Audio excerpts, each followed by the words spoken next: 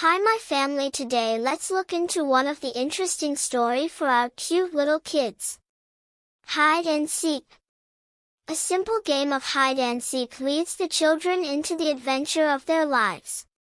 An exciting story that will have little readers turning the pages, eager to know what comes next.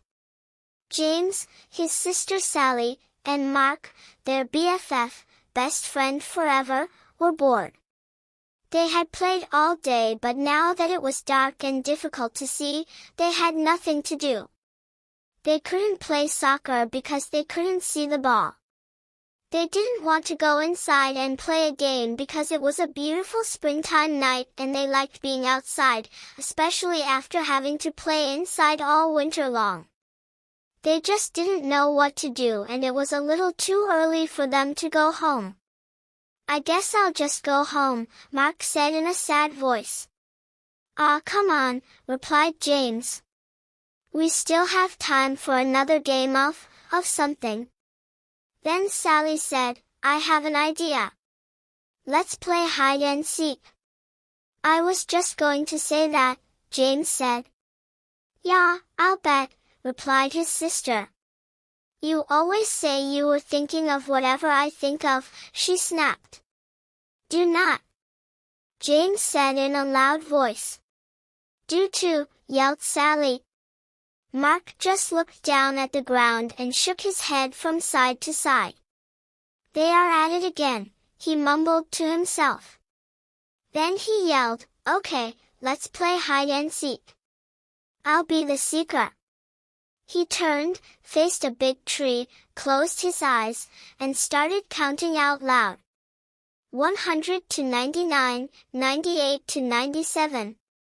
Sally and Mark stopped arguing, looked at each other, and ran off in different directions to find a hiding place.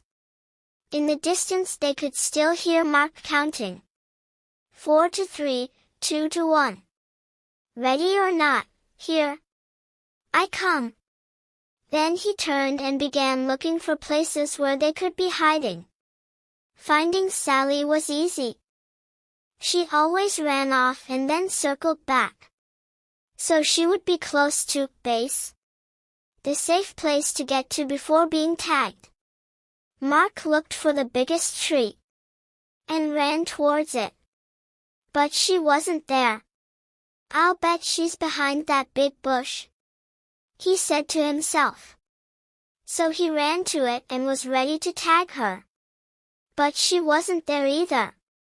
As he turned around, he saw James running towards base and darted after him. Just before he touched James' shoulder, James tagged the base and yelled out, "Safe." "Did you get Sally yet?" James asked. "No," said Mark. "I haven't been able to find her, and it's getting late and we need to be heading home." So both boys yelled out, "Come on out, Sally, it's late." But there was no reply. Not even a little snicker from somewhere in the darkness. They yelled again, "Come on out, Sally, it's late." Still there was no reply from Sally. They began to worry and started searching for her.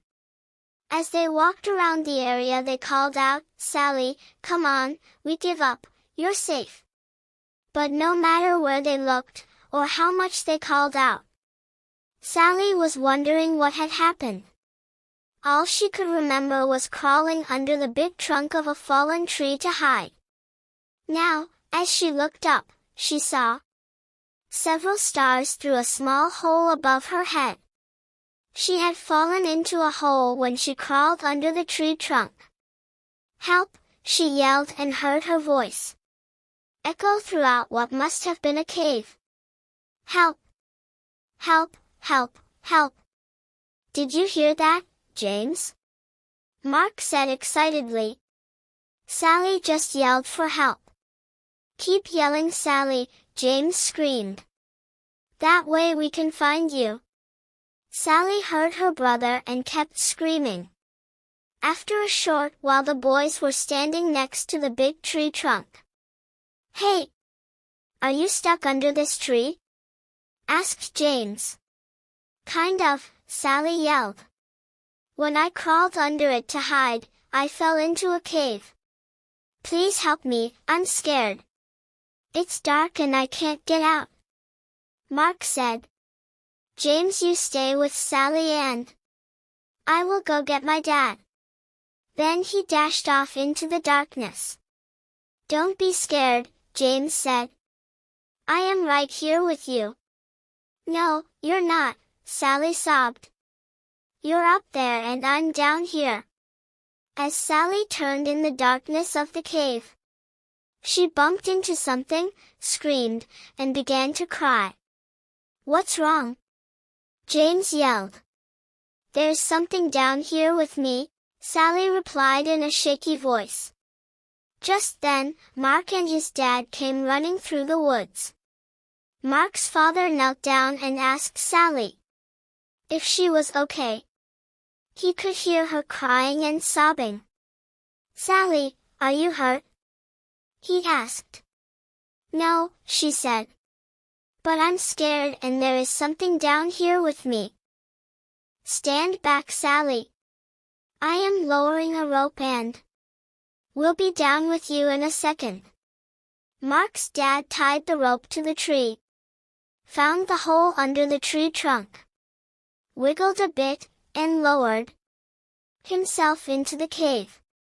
Sally could see him coming down the rope and stopped crying. Not only was he there, but the cave became brighter from the beam of his flashlight as it danced across the cave's floor and walls. As he reached the floor of the cave, he shone the light on Sally and gave her a big hug. Don't be frightened, he said. I'll have you out of here in no time. Then he shone the light around and saw that she had fallen into a small cave.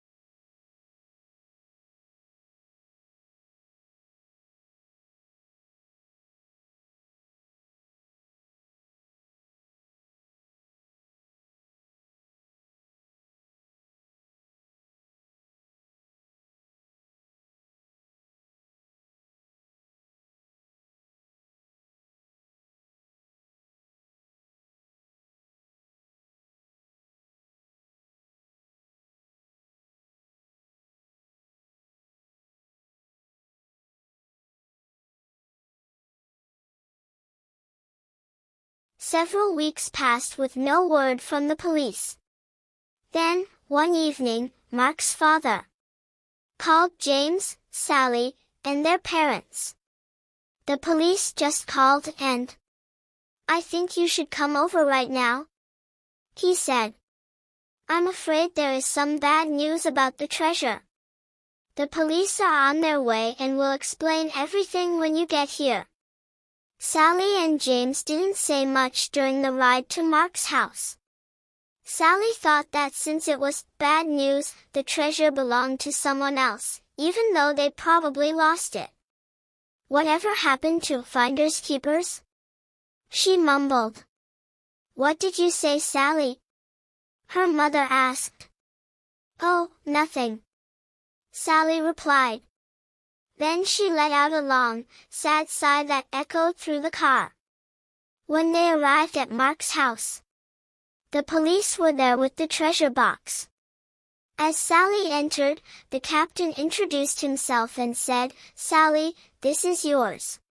Your parents need to sign some papers, but the box and its contents are yours. Sally, Mark, and James shrieked with joy and danced around the room. Then Sally said, What is the bad news? The captain smiled and said, The treasure is worth more money than you can imagine, and with your newfound wealth comes great responsibility. Sally didn't quite understand what the captain was talking about, and right now it really didn't matter. Mark asked, Are you going to share? Of course, Sally said. If you and James didn't help me, I might still be there. Several days later, Sally asked everyone over to her house. I have decided what to do with the money from the treasure after it is sold, she said. I am giving 1/6 to our mom and dad. January 6th to Mark's mom and dad. 1/6 to Mark, 1/6 to James, and January 6th for me. There is an extra 1/6, Mark proudly stated. He loved math and was right on top of Sally's calculations. No, there's not, Sally said. Is two, James said. Is not, Sally said in an angered voice. Just as Mark was going to say. They are at it again, Sally said. This is why there isn't an extra 1/6. I am giving it to the local charity, so it can be given to those less fortunate and in need. Her mother and father said it was a caring and responsible thing to do. They were very proud of her and knew that she understood what the captain meant when he had turned the treasure over to her just days